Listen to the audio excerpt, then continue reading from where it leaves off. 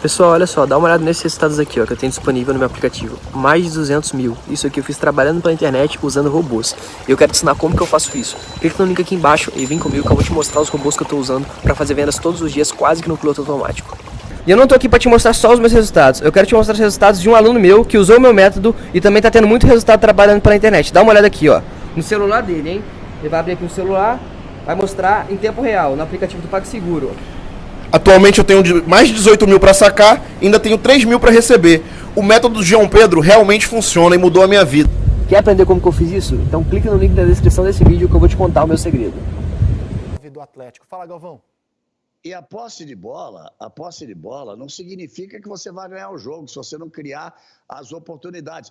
Quantas vezes o Keno driblou o Juanfran ontem? Quantas? Acho que nenhuma. Nenhuma. Talvez tenha sido o primeiro jogo que o Keno não levou vantagem em cima do lateral. A marcação do Juanfran, a experiência do Juanfran, me lembrou o Carlos Alberto. O Carlos Alberto dizia o seguinte, vou dar bote no cara para quê? Para tomar o drible? O Capita. Eu vou dando campo a ele, vou dando campo a ele, vou dando campo a ele, vou dando campo a ele. Quando ele vê, ele não tem mais por onde jogar. Ele tem três coisas marcando ele. Ali a lateral, ali ele fundo e eu. Então o Juanfran conduziu ali o Keno, perdeu a jogada com o Keno por um lado. Por quê? Porque o Diniz, ele ajustou o time dele. Se a gente voltar nas escalaçõezinhas, botar inicial e botar do fim, você vai ver a diferença do que ele fez. Quer ver? Vamos lá, a primeira, o quadrinho lá da escalação inicial dele. Que vai dar um 4-2-3-1, né? Você vê que o Dani Alves é volante, porque ele já tinha, há algum tempo, ele já trouxe o Dani Alves um pouco aqui para trás. Estava ali junto com o Leão, com o Luan. Então tem o Sara, tem o Tietê, que fica nessa marcação, mas tem velocidade, e o Igor Gomes, que quando faz o gol corta da esquerda para o meio. Agora, e o Brenner lá na frente. Agora vamos para a segunda escalação que você montou, que a produção montou. Isete, vamos lá para a segunda escalação que você montou. Quando ele traz o time mais para trás, que ele fecha as duas linhas de 4 ali na frente da primeira área, o que ele faz? Traz o Dani Alves para frente, bota a potência de jogo do Hernanes ali junto com o Luan. O Vitor Bueno não é um 4-2-2-2, né? É um 4-3-3, porque o Vitor Bueno vai lá para a esquerda, é de lá que ele faz a jogada no cruzamento para a entrada do... Quem é que fez o segundo gol mesmo? Que faz o toque? Sara. Era o Sara não tinha saído. O Sara ainda estava aí nessa escalação. Mas quando ele bota o Pablo e o Toró, ele passa a ter dois atacantes. Ele passa a ter dois atacantes. Ele vem com o Pablo mais para o meio. O Toró é o cara da velocidade, o Vitor Bueno pela esquerda. E o Dani Alves é que faz essa ligação. Todos os lances passam pela ligação do Dani Alves por ali. Ou seja, ele fecha. Ele dá posse de bola para o Atlético? Dá. O Atlético criou chance? Não. E aí ele faz o quê? Ele tem o contra-ataque na velocidade. Ele tinha o jogo na mão, cara. Ele tinha a cartelinha ali, que ele mexia na cartelinha ali e botava a coisinha dele. Quer dizer, não mexeu na cartelinha. Tô brincando, tô lembrando aqui do papai Joel Santana, que vai ficar mexendo ali nos botõezinhos na cartelinha. Então ele tinha o jogo na mão, ele teve o jogo na mão o tempo inteiro, sem dúvida nenhuma. E o mais importante, com a tranquilidade de vir depois da derrota do Clássico, quando se questionou, será que o São Paulo vai suportar? Será que o São Paulo vai suportar o Atlético? Será que não vai diminuir para 1 ponto a diferença? Será que o Flamengo, com um jogo atrás, com 45, vai a 48, o São Paulo ficando com 50, então ficaria um time 1 ponto atrás e outro time 2 pontos atrás? Ele nadou de braçada. Nadou mesmo, né? Porque choveu uma barbaridade. O Galvão, a imagem inicial do jogo, ó, o que na televisão se chama de frame, né? A primeira imagem, ela mostra certinho a disposição do São Paulo no 4-2-3-1. E no Atlético também, com os 3 zagueiros, que, aliás, eu queria entender um pouco da ideia do Sampaoli. A ideia foi o seguinte, André, a ideia do Sampaoli foi o seguinte, ele até falou sobre isso e acho até que a ideia é pertinente, só que não deu certo e ele foi engolido, né?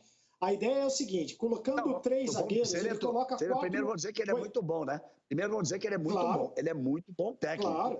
Mas em determinados momentos da história da carreira dele, por ele insistir teimosamente num tipo de jogo, ele várias vezes foi engolido. Foi no Sevilha, foi na Copa do Mundo com a seleção da Argentina, em várias vezes. E a falta de encontrar um equilíbrio, porque no Santos, no ano passado, ele também não encontrava um equilíbrio. Às vezes, era lá em cima, lá embaixo, lá em cima, lá embaixo. A falta de encontrar um equilíbrio é que talvez falte do Sampaoli esse salto ainda maior na carreira. Mas o que ele pensou é o seguinte, quando ele coloca 3 zagueiros, ele coloca 4 jogadores no meio de campo, com o Arana de um lado e o Marcos, o Guga do outro, fazendo o meio de campo também, entrando no meio de campo. Então, 4 jogadores no meio de campo, 3 zagueiros por trás. Por quê? Segundo ele, na coletiva, ele disse que ele queria bloquear o meio do São Paulo, porque o São Paulo, de fato, constrói muitas jogadas pelo meio.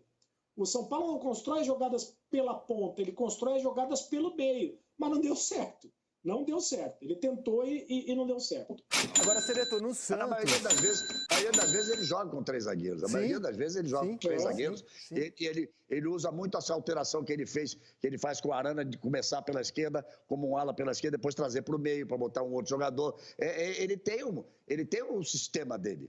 Que se não funcionasse, ele não teria sido vice-campeão brasileiro ano passado com o Santos. Se não funcionasse, ele não estaria em segundo no Campeonato Brasileiro agora. A pergunta é suficiente para ser campeão? Eu só entendo, Galvão, que para o jogo de ontem, os 3 zagueiros não tinham muito sentido. Porque o duelo se deu todo no meio-campo, onde o São Paulo teve a vantagem do jogo, né?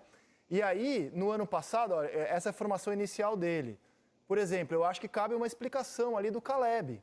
Por que o Caleb jogou ontem? E tem um bastidor também para falar sobre isso.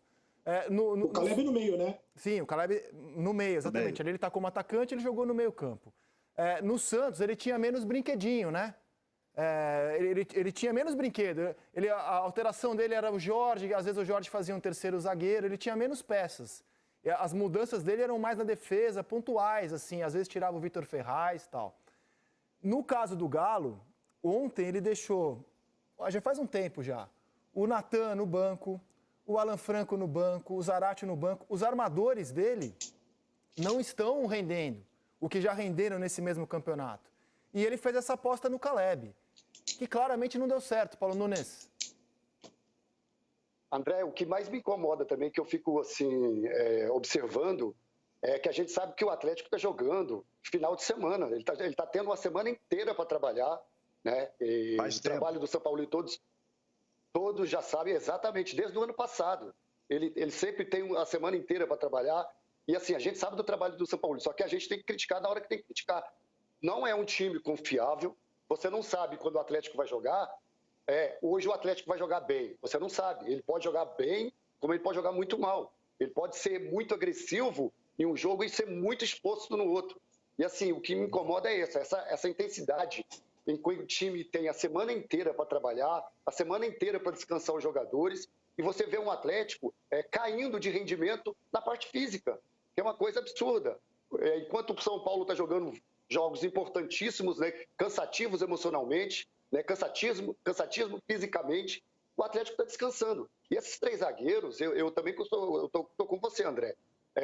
Quando você tem 3 zagueiros e perde o meio-campo, que foi a ideia do São Paulo, você fica com inferioridade numérica à frente. Como é que você vai atacar e se a recomposição sua não é rápida, não é intensa? É aquilo que a gente sempre fala, fica muito exposto. É um treinador que joga o jogo como se não tivesse que marcar ninguém. E aí, quando você pega um time igual o São Paulo, meu amigo, você não consegue se cuidar, não consegue marcar, o São Paulo vai atacar porque sabe jogar. Põe a classificação do Campeonato Brasileiro, diretor, por favor, porque o Atlético faz uma campanha super boa, mas é um time com um número de derrotas bem elevado na competição, viu? Bem elevado. Aí não aparece o número de derrotas. Já vou ver aqui certinho o número de derrotas. Se não me engano, são 8 na competição. 8 derrotas na competição. O São Paulo tem 3 derrotas só. Então, assim, é um time que está em segundo lugar, mas já perdeu 8 vezes na competição. Isso é um negócio que ilustra o que a gente está falando, né? Uma no cravo e outra na ferradura, o Atlético. E o Galvão citava a exibição do São Paulo domingo. A gente ficou com a dúvida, será que o São Paulo está cansado? O Daniel Alves tinha feito um jogo muito ruim em Itaquera. Será que o São Paulo vai aguentar a sequência, já que o Diniz, ao contrário do São Paulo, ao contrário de outros técnicos, não mexe no time, o São Paulo vai aguentar essa toada? E aí os jogadores deram uma resposta impressionante. Vamos colocar no telaço os personagens que a gente selecionou do jogo. Esses foram os que a equipe do Seleção considerou os principais jogadores do São Paulo na partida. O Galvão já citou o Juanfran, a gente concorda, que atuação do Juanfran. O Arboleda fez um jogo também impecável, como fez bem para o Arboleda do banco, né? Ele voltou contra o Bahia, tem 4 jogos seguidos e tirando a atuação contra o Corinthians, os outros 3 ele foi excelente. O Daniel Alves fez uma partidaça ontem, botou a bola embaixo do braço, comandou o time. O Igor Gomes jogou super bem. E ele vem jogando muito bem, Ezequiel. Ele vem jogando muito bem. O Daniel vem jogando. Quando o Diniz mexeu um pouquinho na posição dele, ele voltou a jogar muito bem. Lembra que a gente está dizendo, será que ele não está cansado? Será que ele está precisando de descanso? Ele teve uma fase não tão boa. O Diniz trouxe ele um pouco mais atrás, fez a bola passar, ele não correr com a bola passar por ele fazer a bola correr. Ele vem jogando muitíssimo bem há vários jogos. Não foi bem contra o Corinthians, porque o São Paulo inteiro não foi bem, né? Mas vocês escolheram muito bem aí os jogadores de destaque, sem dúvida nenhuma. Esse painel aqui, cara, assim, o Juanfran é um jogador que no Brasil a gente meio que torce o nariz para ele, porque a gente está acostumado a ver laterais ofensivos. Leandro, Jorginho, Capita, Cafu, né? Jogadores que chegam muito na linha de fundo. O Juanfran é de uma outra escola. Ele é um lateral europeu, jogador que defende. E ontem ele defendeu pra caramba. O Arboleda, meu Deus, o que jogou o Arboleda ontem? Quem chamou? Foi o Paulo? Fala, Paulo. Isso. Só para colocar mais uma pimentadinha aí no que o Galvão disse, o Daniel Alves, além de estar jogando barbaridade, né? Ele ocupa espaços, ele abre espaços, né, com seus passes. Mas o que me chamou a atenção, se pudesse, eu não sei se pode, vou quebrar o Miguel aí, no terceiro gol do Toró, o que me chama a atenção é a força que ele está, né? O Toró faz o gol, vai comemorar o gol, ele vai lá no Toró sozinho, com uma alegria, com uma força, chamando o grupo, isso está fazendo 3-0. Isso me chamou muita atenção, porque é um jogador muito vitorioso e que ainda sente o prazer da vitória, né? E isso é importante demais, você ter um jogador como o Daniel Alves, o tamanho que ele é, e tendo esse fogo ainda, né? Essa vontade de vitória, essa vontade de vencer. E você vê que ele tem um grupo na mão, ele vai sozinho no Toró, chama todos os jogadores do São Paulo para comemorar junto. Isso me agrada muito no jogador. Isso mostra como esse jogador está querendo muito esse Campeonato Brasileiro. Por isso ele é o Daniel Alves, por isso ele é o cara com o maior número de títulos da história do futebol mundial. Ele tem essa gana, essa vontade. Eu duvido que ele não está pensando no Catar. Eu tenho certeza que ele está. O Tite fugiu que nem o diabo foge da cruz aqui na bela entrevista. Aliás, parabéns pela entrevista. Depois eu quero só falar só uma maldadezinha, né? Que quando o Led perguntou a ele os dois, o melhor jogador do futebol brasileiro, aí ele citou 2, né? Aí ele citou o Marinho, né? E uma barbaridade que o Marinho está jogando. Mas se citou o Marinho com tanta firmeza e tão rapidamente, por que nunca convocou o Marinho, né? Então, esse é um outro assunto. Vamos para lá. Mas o Daniel está pensando sempre para frente. O Daniel tem um físico privilegiado, que ele leva uma vida muito boa e ele... Olha só, chegou a hora de você aprender a ganhar dinheiro online de verdade. Olha os meus resultados desse mês. A gente ainda tá na metade do mês, eu já fiz mais de 110 mil reais em comissões. Eu quero te ensinar como que eu faço isso. E sabe o que é melhor? Eu tô em promoção de Black Friday. Você vai conseguir comprar qualquer treinamento meu com pelo menos 50% de desconto. Então clica no link aqui embaixo e vem comigo que eu vou te ensinar como usar os mesmos robôs que eu uso para fazer vendas todos os dias pela internet.